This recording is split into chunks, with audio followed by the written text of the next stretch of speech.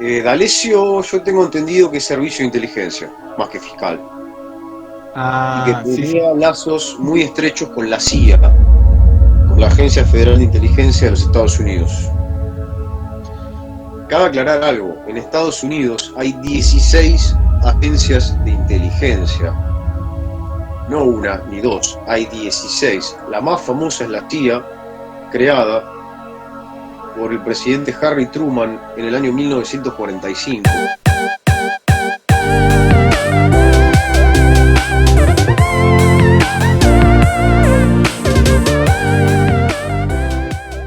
Él es filósofo, profesor, escritor, se destaca en las redes sociales con el nombre de Filocrítica, donde hace reflexiones y análisis de acontecimientos importantes que han ocurrido en las mismas fechas, pero de años diferentes. ¿Cómo estás, Javier Precioso? ¿Qué tal, Manu? ¿Cómo estás? Gracias por la invitación y por la presentación. No, gracias a vos.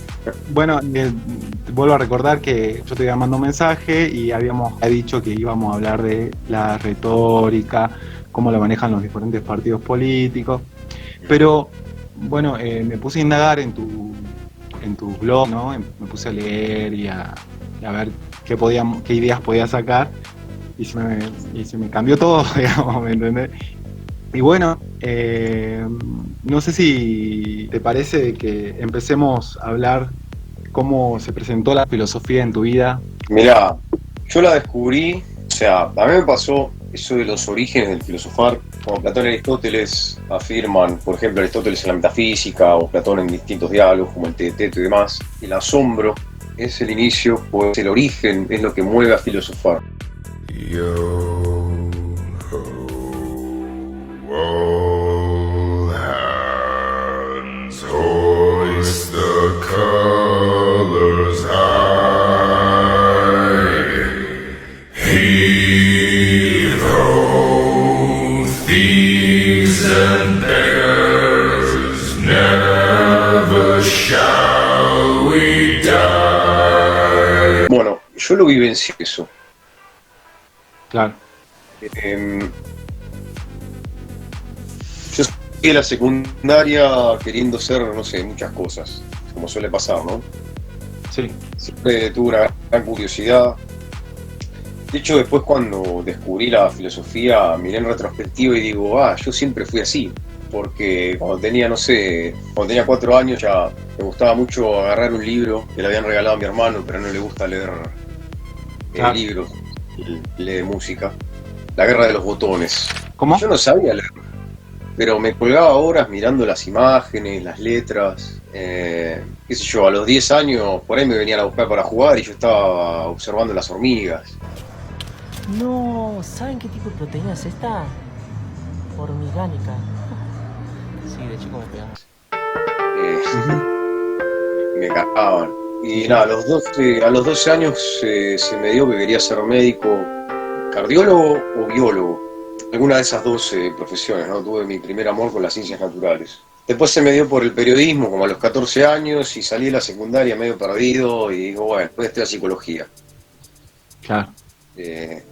Tuve filosofía en la secundaria, pero no le di pelota. Era tan baja la exigencia de la profesora que no me llamó la atención. De hecho, ni estudiaba para los exámenes, así que nada, me anoté en psicología y como imagínate, un pibe de 17 años, la cabeza la tenía en cualquier lado. Claro. O sea, lo que menos quería era estudiar. Encima vos vas a la UBA, vas al CBC, que está repleto de gente. Y no sé, yo estaba más enchufado en conocer personas nuevas o no sé, en escuchar música que en estudiar. Estaba en otro canal. Y con respecto a psicología, no sé, hoy en día me gusta, pero no me llegó a, digamos, a apasionar. Había algo que no me cerraba, quizá por la manera en la que la enseñaba el profesor que estaba a cargo de la cátedra de introducción a la psicología, que era, digamos, el peldaño para después entrar a la carrera.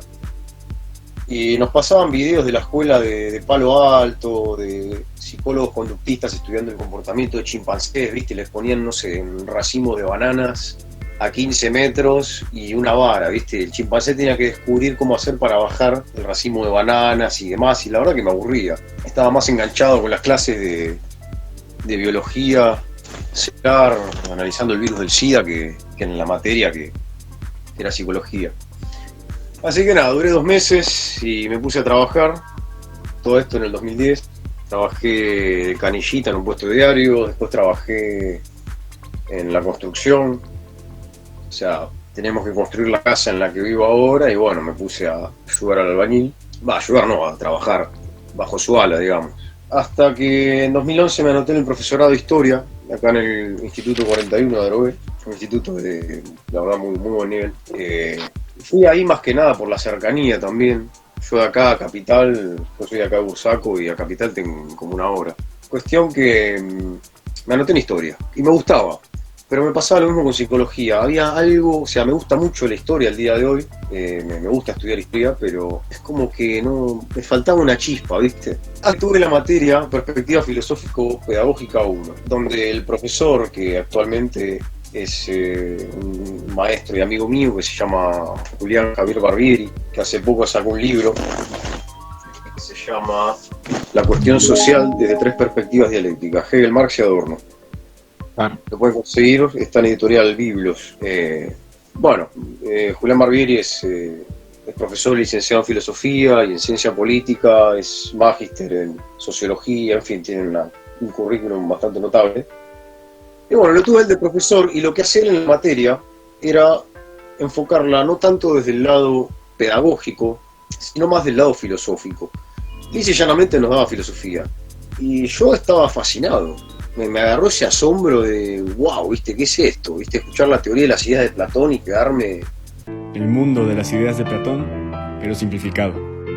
Para hablar de esto, piensa en un perro. Lo que tú alcanzas a percibir de ese perro es únicamente parte del mundo sensible, o sea, el mundo imperfecto, material, lo que tú percibes con tus sentidos. Pero detrás de ese perro y detrás de todos los perros existe una idea de perro, la cual vive en el mundo de las ideas, un mundo completamente intangible y perfecto. Y dicha idea se refleja en nuestra instancia sensible de manera imperfecta, y además es la responsable de darle la cualidad a un perro de ser un perro en un árbol, por ejemplo. Pero al final nunca podremos definir la idea de perro porque está fuera de nuestra instancia sensible. Atento a lo que está diciendo como si fuese, no sé, un gran descubrimiento, o con Aristóteles. Y estaba muy entusiasmado en las clases que daba él, no me las perdía. Y el resto de materias, la verdad que no me entusiasmaba mucho el resto de las materias. Me gustaban, pero no me apasionaban. Y eso es lo que a mí me faltaba, la pasión. O sea, la filosofía tiene mucho que ver con las disposiciones anímicas. Como la Befindlichkeit, ¿no? La disposicionalidad, como lo dice Heidegger, Pensar y Tiempo. Así que nada, me apasioné y me cambié de carrera. Perdí otro año, pero en realidad no perdí nada. Fue más lo que gané que otra cosa. Y bueno, la carrera la hice en 4 años. Estaba enfermo. Y lo sigo estando. En el buen sentido, ¿no? Pero bueno, es un viaje de ida. Y me pasó lo que vos me comentabas antes de empezar a charlar ahora en vivo. Sí. Ese antes y después, ese quiebre que te produce la filosofía cuando la descubrís, de desnaturalizar una realidad que se te impone como verdad absoluta. Exacto. Te rompe la cabeza, literalmente. Sí. Y no solo en términos teóricos, también tu vida cambia. Un giro de 360, tu forma de ver las cosas, de pensar, de analizar las cosas, de vivir también.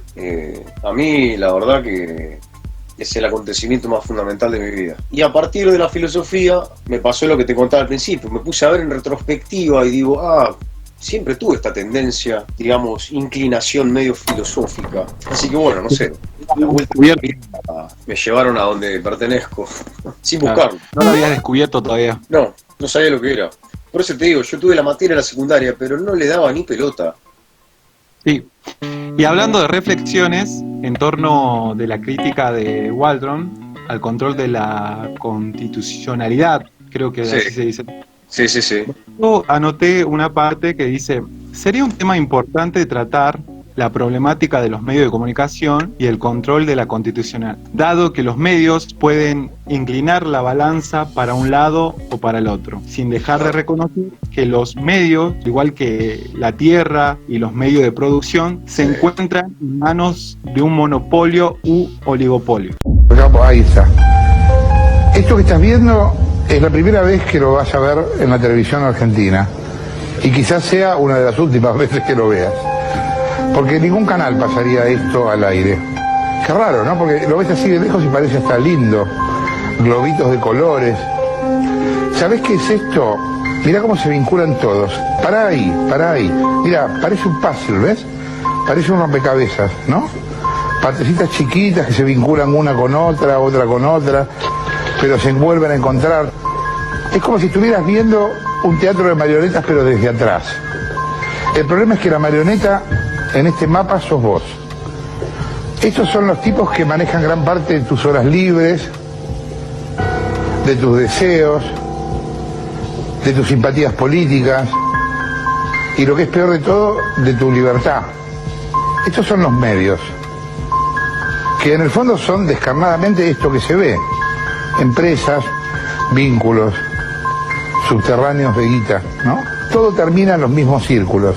Mira, vamos acá, vamos a este redondelito. Pero vos decís, ¿termina ahí? No. ¿Asociados ahí con quién? Con el diario de la Nación. ¿Vas viendo el mapa? Fíjate acá, otro manchón. Nada, podemos estar así semanas. Pero lo más importante de este mapa es la primera impresión, es como en el amor. Verlo de golpe. ¿Lo viste de golpe? Míralo. Es increíble. Mirá lo que es. Sí. Bueno, ahí entras en la... Sí, decime. Cuando leo eso, ¿no? Me pongo a pensar y digo... Ahora siento como que estamos en un momento de la historia donde se juega al todo y nada, ¿no?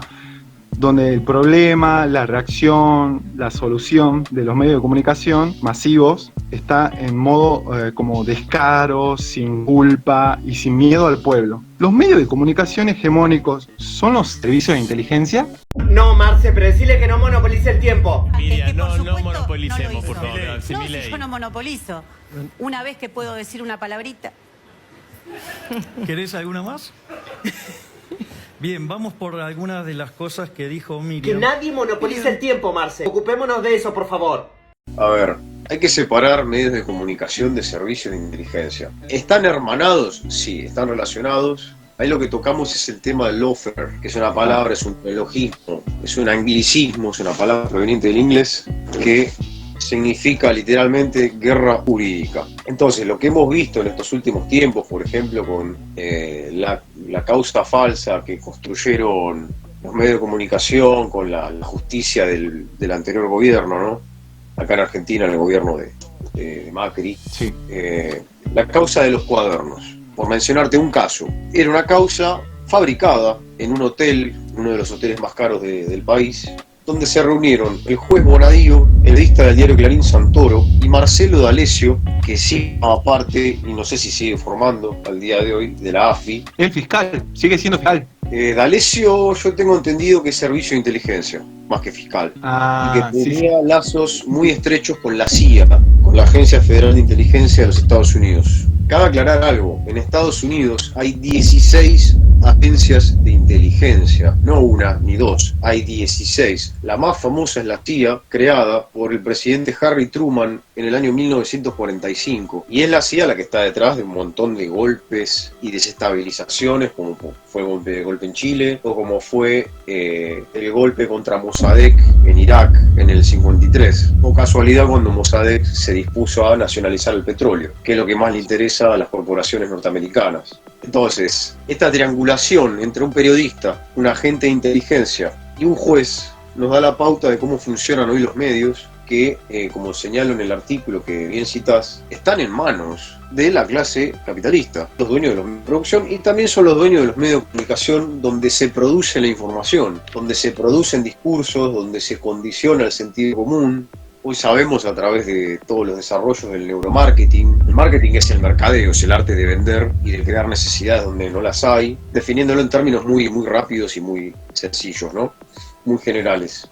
Entonces, el neuromarketing es la neurobiología al servicio del lucro, del marketing, del mercadeo. Entonces, se ha estudiado tanto la conducta humana que se sabe cómo influir en ella a través de la propaganda, de los medios de comunicación y bueno, el caso de los cuadernos que en realidad eran las fotocopias. ¿Cómo la nombrás en un artículo creo que pusiste o algo que escribiste? Que pusiste que las leyes del capitalismo serían leyes propias de la naturaleza humana, por ejemplo, la competencia. El ser humano sería un animal que toma decisiones racionales en función de sus necesidades, lo que determina la función de utilidad en relación con el beneficio. Sí. Es decir, que la política sería un ente artificial. La economía sería parte de lo natural, primordial del ser humano, y como su conducta es modelada por la propaganda y el neuromarketing. Claro, sí. A ver, eso lo digo en tono crítico. No estoy, obviamente yo no estoy a favor de eso, sino que esa es la ideología hegemónica imperante. Claro. Esa es la ideología que está detrás de lo que se conoce como capitalismo cognitivo, que es la ideología hegemónica del neoliberalismo, que es la actual etapa de desarrollo del capitalismo, ¿no? Un capital financiero, donde tiene más peso el capital especulativo, aparentemente, ¿no? Porque todo, en resumidas cuentas, todo parte de la esfera de la producción. Pero bueno, hay burbujas especulativas tan gigantes hoy en día que, bueno, todo eso tiene un respaldo ideológico en todas estas teorías, que es lo que hacen, estas teorías que parten de la clase dominante, ¿no? Lo que hacen es, para encubrir las injusticias, esto ha sido denunciado por Marx ya hace un siglo y medio, cuando uno lee, por ejemplo, tomo uno del Capital, la contribución a la crítica de la economía política, los elementos fundamentales para la crítica de la economía política, ¿no? Los famosos conjuntos, dice en su título en alemán, donde, bueno, siempre el punto de vista reaccionario y dominante, lo que tiende a hacer es a naturalizar las relaciones de producción, en este caso, las relaciones propias del sistema capitalista. Acá también, entonces, para cerrar la idea, y ya te doy la palabra, lo que hacen es deshistorizar los procesos que son históricos, mostrar las leyes del capitalismo como si fuesen leyes naturales. Por ejemplo, y yo esto lo he debatido con economistas liberales. Había un economista liberal que era coach encima, que me seguía en mi página. Y una vez estaba metiendo en vivo y bueno, para que te des una idea, para él siempre hubo capital.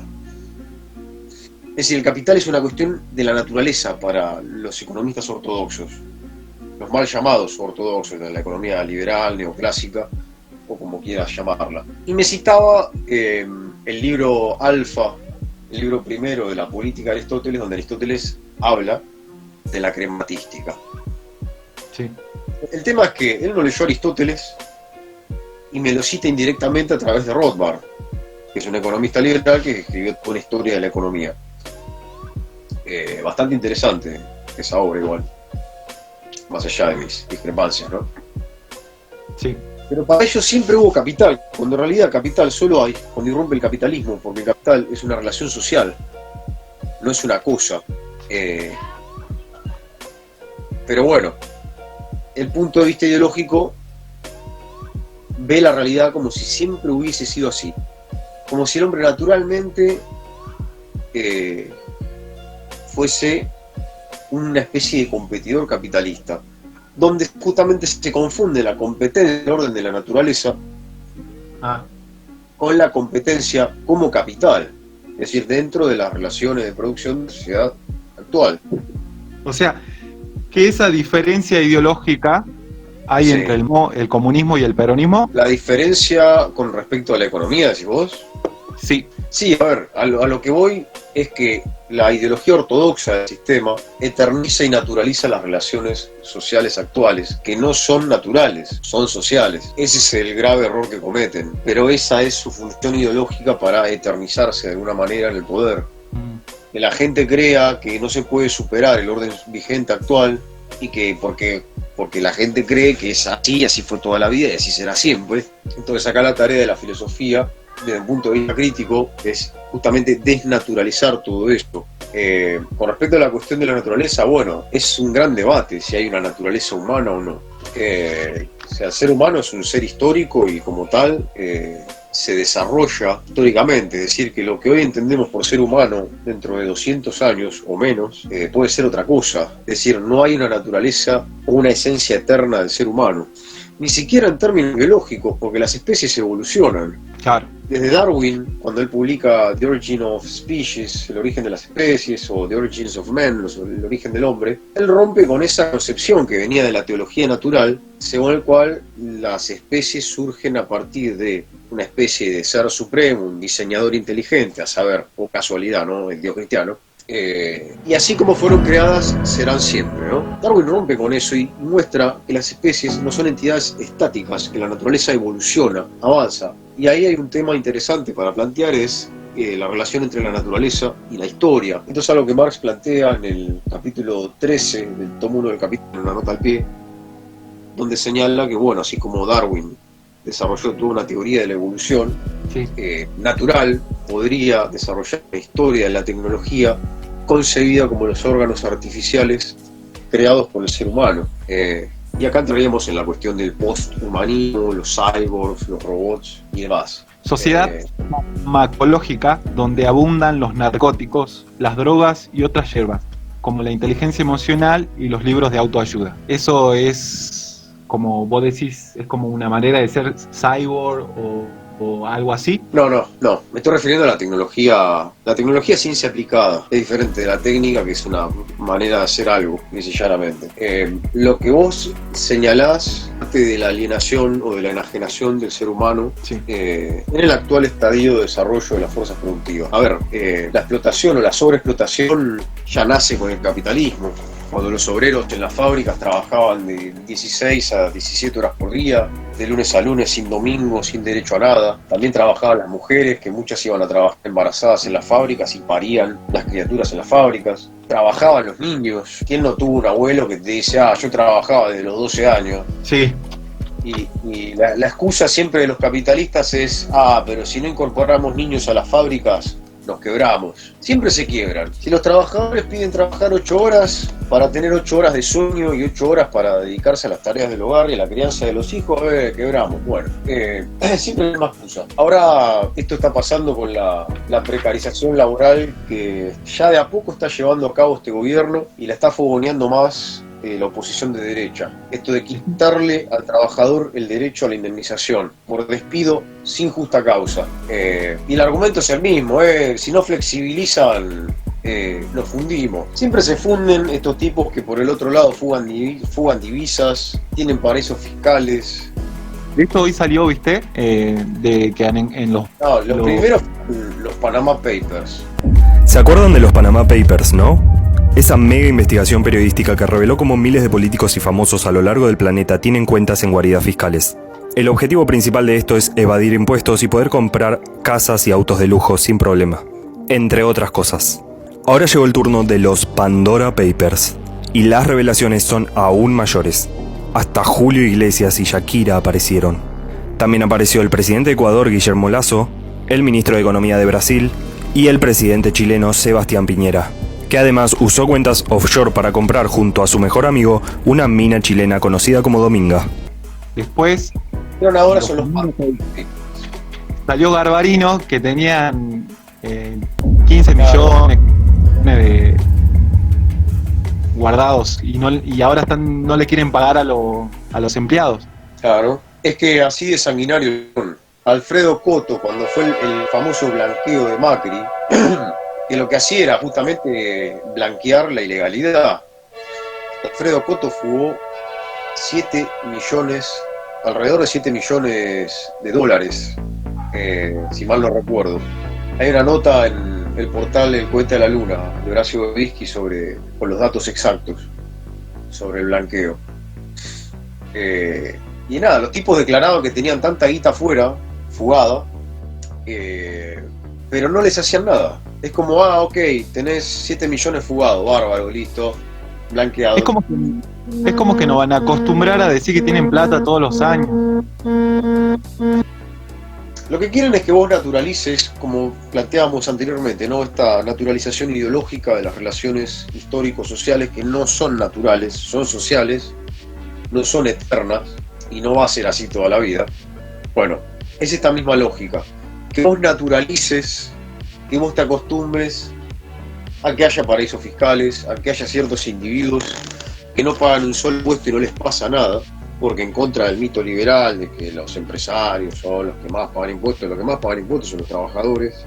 Mientras tanto ellos se la fugan, la tienen cuidadita en paraísos fiscales y nunca les pasa nada. Tampoco sabemos qué pasó con la deuda que tomó Macri, dónde está la plata. Y retomando lo que mencionaba, ¿no? Lo que vos mencionabas, ¿no? De la sociedad narcotizada. Bueno, es fruto de las condiciones de precariedad del día de hoy, pero a ver, cuando yo te mencionaba lo de la fábrica en el siglo XIX, en plena segunda revolución industrial, que es ahí cuando surgen los mitos de Jack the Ripper, ¿no? Jack el Destripador. Porque ¿qué pasa? A los obreros en esa fábrica se les pagaban especias, por lo tanto ellos tenían que salir a vender lo que ellos mismos producían, no les pagaban un salario con dinero. Y las mujeres, que siempre son las que peor la pasan en estos casos, para parar la olla tenían que prostituirse. Por eso aparecen los relatos de Jack el Destripador, del tipo que secuestraba prostitutas y las asesinaba, porque había un auge de prostitución horrible, todas estas condiciones miserables. Entonces, la cosa ha cambiado, pero no mucho. La realidad es que después de las huelgas de las 8 horas de trabajo en Haymarket, ¿no? En Chicago, en 1886, por los famosos, y en paz descansen, mártires de Chicago, después de que se impusieron esas 8 horas, hoy en día nadie las respeta. Hoy hay condiciones de trabajo en precariedad, en negros, no sé. La otra vez vi unos requisitos, por ejemplo, quieren pagar a los trabajadores 15.000 pesos por mes, cuando la canasta básica está en cerca de 70.000 pesos argentinos. 15.000 por mes, 10 horas por día. Con un franco, todo en negro, obviamente, ¿no? No tenés obra social, no tenés RT, no tenés nada. No tenés indemnización. 10 horas por día. Con un franco, pero con disponibilidad de trabajar en un franco en caso de que te necesiten. Entonces, todas estas condiciones de falta de acceso a una vivienda digna, de gente que está tiempo lidiando con alimentarse o pagar el alquiler, y si te alimentás no puedes pagar el alquiler, y entonces tenés que comer, pero en la calle, y demás. Y todo esto lleva a que la gente se refugie, como se refugiaban antes con el opio, hoy en día los narcóticos o cualquier tipo de consumo. La diferencia es que antes, poco tiempo libre que tenía el trabajador, antes había mucha cultura lectora entre los trabajadores. ¿Pero en qué antes? Y en la época de nuestros abuelos, por ejemplo. ¿Eres era más lector? Sí, en general era una clase trabajadora con mayor conciencia, porque estaba menos cooptada por justamente lo que mencionábamos, ¿no? El poder de los medios de comunicación, el poder de la industria del entretenimiento. Que antes tenían que pedir permiso para leer. Eso me quedó como, está loco.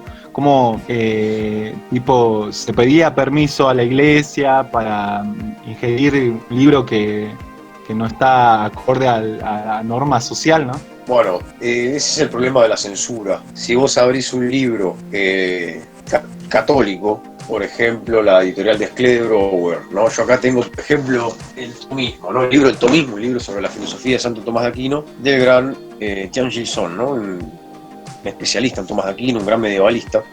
La editorial es de Schlesinger, ¿no? Esta es una edición vieja, del año 1951. Y vos abrís esta obra, y por ejemplo, en la página legal te dice, con las debidas licencias eclesiásticas. Es decir, que ha sido aprobada por la Iglesia Católica. En latín esto se llama nihil obstat, es decir, no obsta ningún tipo de objeción o de afirmación en contra de las escrituras y de todo el conocimiento avalado por la Iglesia Católica. Entonces, en los lugares donde dominaba la Iglesia Católica, por ejemplo acá en Argentina, no sé, el siglo pasado, en una ciudad cordobesa que es Altagracia, donde creo que hasta el día de hoy la Iglesia Católica tiene mucho peso, la cultura estaba bastante coartada por la censura católica. Por ejemplo, no sé, vos ibas al cine y de repente en la película te apareció un cartel de, bueno, esta película no es apta para el público cristiano. Y te censuraban la película, no la podías ver. Entonces en esos casos sí, pero bueno, Pero como que siempre hubo como una especie de ida y venida, ¿no? Como que censura, no censura, como que depende del gobierno, ¿no? También. Depende de muchos factores. El gobierno va a censurar aquello que, digamos, de él dependa. O sea, el gobierno no te puede censurar una publicación en Instagram. Eso depende de Instagram, que es una corporación norteamericana, y el presidente Zuckerberg. ¿No? Ahora es más global. Claro, ahora es más... A ver, hay una apariencia de globalidad. La realidad es que los que tienen la sartén por el mango son los de Silicon Valley. Son las corporaciones que dejan las redes sociales. Y por eso se llaman corporaciones, ¿no? Claro. Y tienen... A ver, las redes sociales tienen la apariencia de ser muy democráticas, pero la realidad es que la manejan ellos, y si hay un contenido que a ellos no les gusta, te van a censurar, te van a cerrar la cuenta, o mínimamente te van a meter lo que se conoce como shadowban. Que bueno, es prohibición, pero light, liviana. Por ejemplo, lo que me pasa a mí, que no puedo transmitir en vivo ahora, por un tiempo, o bueno, el algoritmo me limita las publicaciones. Entonces, si antes llegaba a un 10% de mis seguidores, y ahora ponele que llega un 3%. Entonces yo sigo conservando mi cuenta y demás, pero bueno, limitada. Y bueno, hay todo un régimen también algorítmico ahí, manejando el tráfico de influencias y informaciones. La información que es muy polémica, muy crítica, y es muy probable que te la bajen, como pasó con mi última publicación sobre el feminismo y el liberalismo, por ejemplo, que me la terminaron eliminando. ¡Qué loco! Esto lo marca mucho Jaron Lanier. Lanier es uno de los desarrolladores de la realidad virtual, ¿no? De esta tecnología de la realidad virtual. Y bueno, ha escrito varios libros en torno a el condicionamiento de la conducta, las conductas, ¿no? Por el algoritmo. Es todo un tema. Pero bueno, retomando el hilo de que vos mencionabas, ¿no? De la sociedad, digamos, narcotizada y demás. Y la red social, si bien puede ser, a ver, también depende del uso que uno le dé, ¿no? Tampoco es todo tan tétrico. Yo la utilizo justamente para mostrar una cara de la realidad que no se suele mostrar. Claro. Esto nunca lo tuvimos, ¿no? Como un canal de televisión propio sería. Claro. Es como cuando Canal Encuentro te pasaba, no sé, Filosofía aquí y ahora. Claro. De Feynman. Y vos decías, wow, ¿qué en la tele? Pero bueno. Sí. Duró bastante igual, unos 8 años. Pero bueno, es el canal educativo del gobierno. Bueno, ¿ves? Ahí sí el gobierno tiene cierto poder o potestad sobre justamente ese canal, porque depende del Ministerio de Educación. Claro. Y como Feynman era kirchnerista, entonces al tipo lo dejaban que hable y diga cuanto quiera. Con Macri el tipo no estuvo más. Lo mismo pasó con Capusotto. Lo mismo pasó con 678, un montón de otros programas.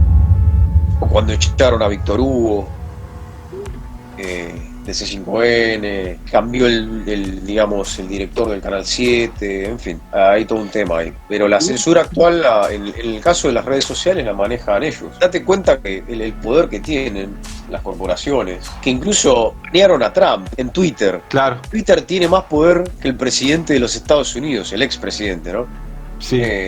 Pero y ahora hablando de Trump, ¿no es la misma línea que Macri, que los demás? ¿Qué es lo que los separa, que los diferencia?